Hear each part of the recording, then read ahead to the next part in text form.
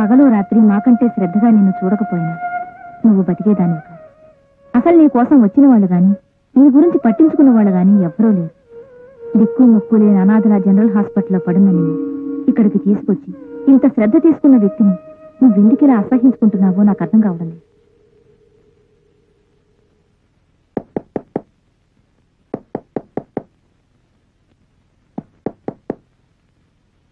ఎవరు? Hello hello,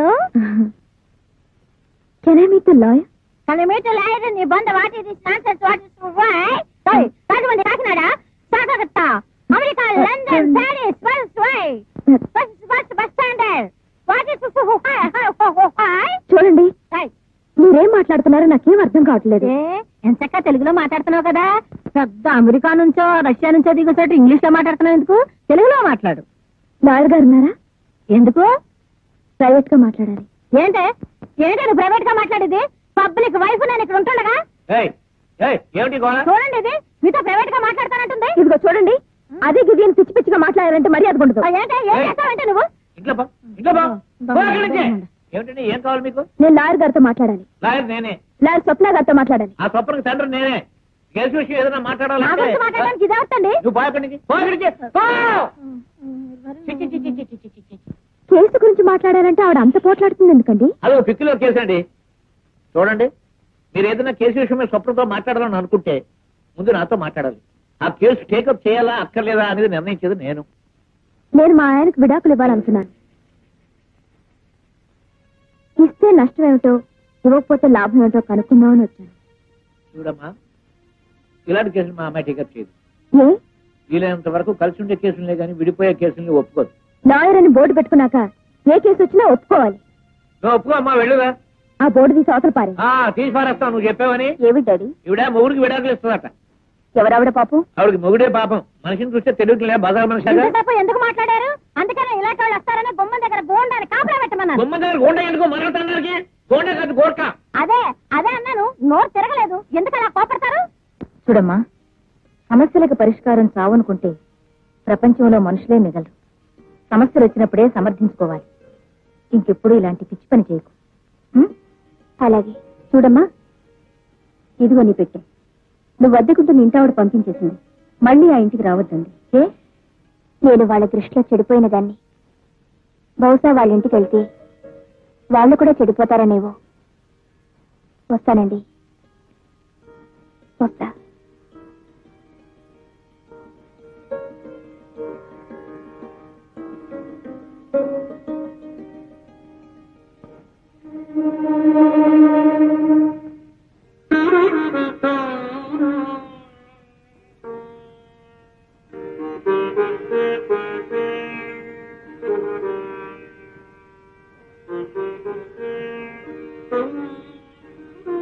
నీకెంత ఖర్చయింది? నువ్వు నా మీద ఎంత పెట్టుబడి పెట్టావు? నువ్వు ఎంత పెట్టుబడి పెట్టినా నా దగ్గర ఉంది ఇది.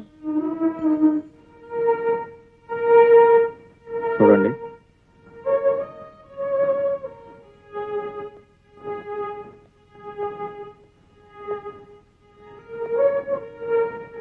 పెట్టుబడి పెట్టడానికి ఇది వ్యాపారం కాదు. వ్యాపారం కాకపోతే ఎందుకు ఇంత పెట్టుబడి పెట్టావు? మనసా, చాలా సానుభూత? చస్తుందో బ్రతుకుతుందో కూడా తెలియని దాని మీద ఏ వ్యాపారస్తుడు పెట్టుబడి పెట్టాడు? మరి ఈ వ్యాపారస్తుడు ఎందుకు పెట్టాడో? సారీ, మిమ్మల్ని అడ్డం పెట్టుకుని నేను వ్యాపారం చేయలేదు. నా వ్యాపారంలోకి మీరు తీసుకురాబడ్డారు. దానికి దీనికి ఏమిటి తేడా? చావడానికి చంపడానికి ఉన్న తేడా. మరంత తేడా తెలిసిన వాడివి ఇంత రాక్షసంగా ఎలా ప్రవర్తించావు? మనుషుల్లో రాక్షసులు ఏంటో ప్రత్యేకంగా ఉంది. పరిస్థితులే మనుషులను రాక్షసులు చేస్తాయి. నా జీవితానికి ఇది ఒక బ్రతుకు తెరువు అవుతుంది అనుకున్నాను. నా బ్రతుకు తెరువు కొందరు జీవితాలు నాశనం చేస్తున్న నేను కల్లో కూడా ఊహించలేదు. నేను మనిషిని. నాకు సొంత చెల్లెలు లేకపోయినా చెల్లెలు లాంటి వాళ్ళు చాలా మంది ఉన్నారు. నాకు తల్లి లేదు అన్నా, ఉంది. ఆమె తల్లి కాదు, దేవత. నా ఒంట్లో రక్తం ఉంది కాబట్టి నేను చేసిన తప్పు తెలుసుకోగలిగాను. నా ఒంట్లో నీరుంది కాబట్టి నీ పరిస్థితి చూసి కన్నీరు కార్చగలిగాను. చూడగలుగుతున్నాను. ప్రతి మనిషి ఏదో ఒక పరిస్థితిలో ఏదో ఒక సందర్భంలో తప్పు చేసి ఉంటాడు. తన తప్పు తను తెలుసుకున్నవాడు మనిషి అవుతాడు. తన తప్పు తను సర్దిద్దుకోగలిగిన వాడు మానవుడవుతాడు. నేను చేసిన తప్పు వల్ల నీ జీవితం నాశనమైంది. మళ్ళీ నీ జీవితం నా ద్వారానే బాగుపడాలి. అవకాశం నాకు ప్లీజ్.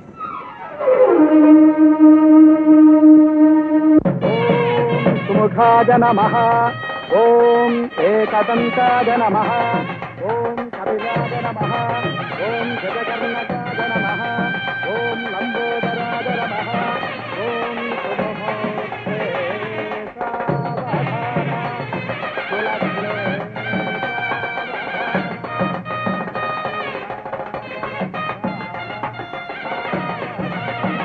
నమస్కారం. నమస్కారం. ఇదిగోండి మీటర్. ఇదేమిటి? మీరు ఇచ్చిన 10,000 సార్. ఈ 10,000 వల్లే ఆ అమ్మాయి జీవితం నాశనం అయింది. మీ 10,000 మీరు తీసుకున్న ఆ అమ్మాయి జీవితం నిలబెట్టింది. 10,000 ఏంటి? నేనివ్వడం ఏంటి? నా వల్ల అమ్మాయి జీవితం నాశనం కావడం ఏంటి? అదేంటి సార్ అలా మాట్లాడతారు? ఆ అమ్మాయి మీ అబ్బాయిని ప్రేమించింది. ఆ అమ్మాయికి నాకు ఏ విధమైన సంబంధం లేదని మీకు తెలుసు. కేవలం మీరు 10,000 ఇవ్వడం వల్ల నేను అబద్ధం సాక్ష్యం చెప్పాను. ఇప్పుడు ఆ అమ్మాయి జీవితం నాశనం చేశాను. ఆ అమ్మాయిని మీ అబ్బాయికి ఇచ్చి పెళ్లి చేసుకున్నాను. నీతో సంబంధం ఉన్న అమ్మాయిని మా అబ్బాయికి ఎలా పెళ్లి చేస్తావయ్యా? లాయర్ గారు అలా చెప్పంటే కదా నేను చెప్పాను. లాయర్ గారు చెప్పడం ఏంటి? ఇక్కడే ఉన్నారు, వెళ్ళి మాట్లాడు. లాయర్ గారు,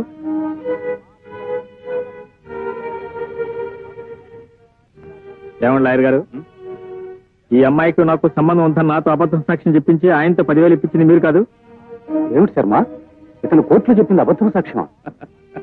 భలేవారు సార్ మీరు. నేనేమిటి అబద్ధం సాక్ష్యం చెప్పించడం ఏంటి? ఇన్నేళ్ళ నా సర్వీస్ లో నేను ఎప్పుడైనా అబద్ధం సాక్ష్యం చెప్పించడం చూశారు సార్ మీరు?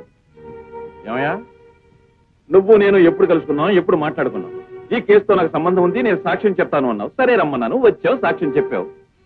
సార్, మీకు పిల్లలు ఉన్నారో లేదో నాకు సరిగ్గా తెలియదు. ఆడపిల్లలు ఉండే ఉంటారు. ఒక ఆడపిల్ల ఉసురు మాత్రం పూసుకోవద్దని చెప్తున్నాను. కేవలం ఈ పిల్ల పెళ్లి పాడు చేయడం కోసం నాతో మీరు అబద్ధం సాక్ష్యం చెప్పించారు.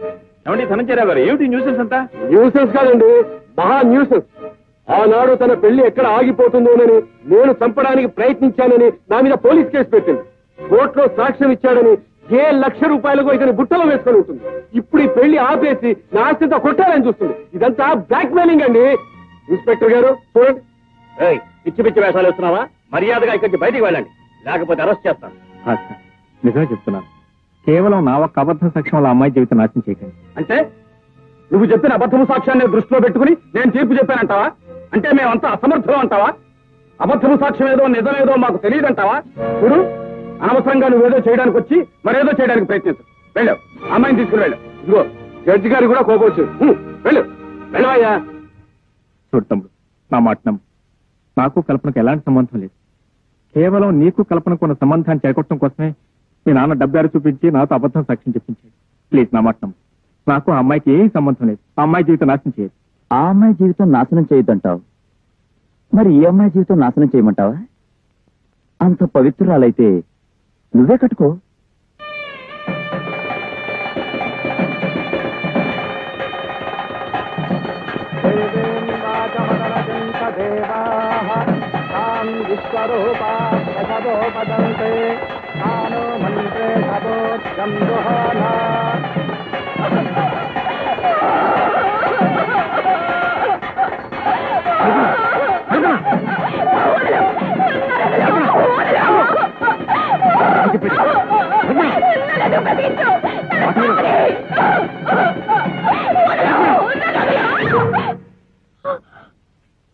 I'm sorry.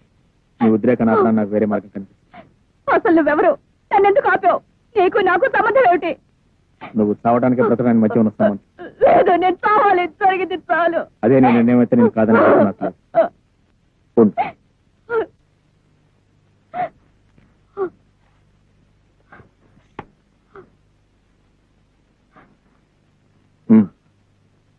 సత్యం ముందు నా చావుకు అభ్యునుడే కారణమని ఈ తెల్లకాతి మీద రాసి సంతకం పెట్టి కమా.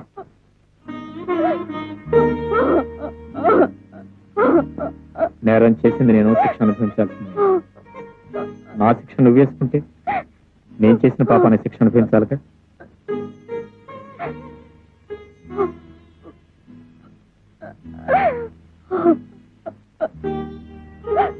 ఏ రాయలేదే? రాయడానికి మనసు రావటం లేదు కదా. రాసిస్తే నన్ను ఉడికిస్తారని భయం కదా. నేను ఎలాగో చస్తున్నానో పాపం ఆయన ఎందుకు చంపడం అని